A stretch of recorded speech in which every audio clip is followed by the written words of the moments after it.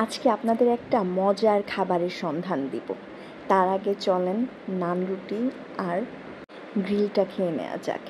দেখেন, এখানে quarter grill আছে, নান রুটি আর একটা চাটনি, আর হচ্ছে ওই মেয়োনিজ আর শসা দিয়ে নাকি দই দিয়ে একটা রায়তার মতো। দেখতে তো খুবই লোভনীয়, আর নান রুটিটাও অনেক বেশি সফট ছিল।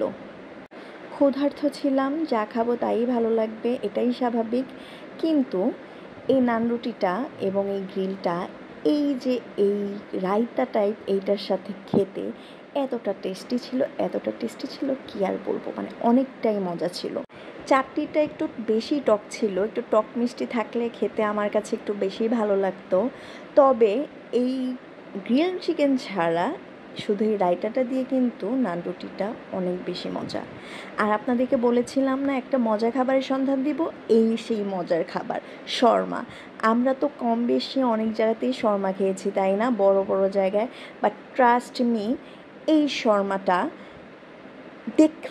দেখুন মানে কি পরিমাণ চিকেন দিয়ে ভরপুর। রুটিটা একদম পাতলা, আর ভিতরে যা আছে সবই চিকেন। মানে আমি বলে বোঝাতে পারবো না আমি কি একটা জিনিস খাইছি।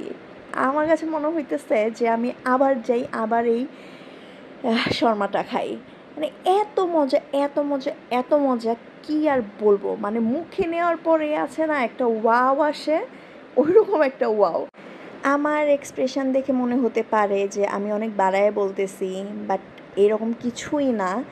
ট্রাস্ট মি, অনেক মজার একটা শর্মা। আর ছোট্ট একটা দোকান, তার মধ্যে দুইটা এসি, মানে খুব সুন্দর করে তার সাজিয়েছে। আর এটা হচ্ছে রসমেলা হোটেল অ্যান্ড ফাস্টফুড, যা কিনা ধামরাই বাজারে।